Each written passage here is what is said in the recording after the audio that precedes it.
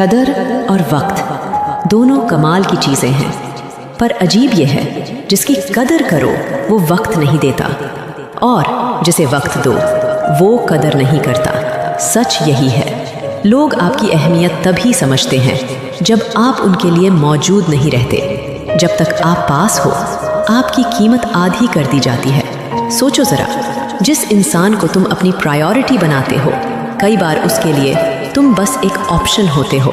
इसलिए कदर उसी की करो जो तुम्हें वक्त दे, और वक्त उसी को दो जो तुम्हारी कदर करना जानता हो, क्योंकि वक्त लौट कर नहीं आता और खोई हुई कदर कभी वापस नहीं मिलती।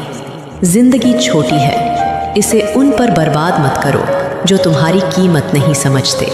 याद रखना, वक्त और कदर हमेशा वहीं लगाओ जहां दिल से रिस्पॉन्स मिले, वरना दोनों बर्बाद हो जाएंगे।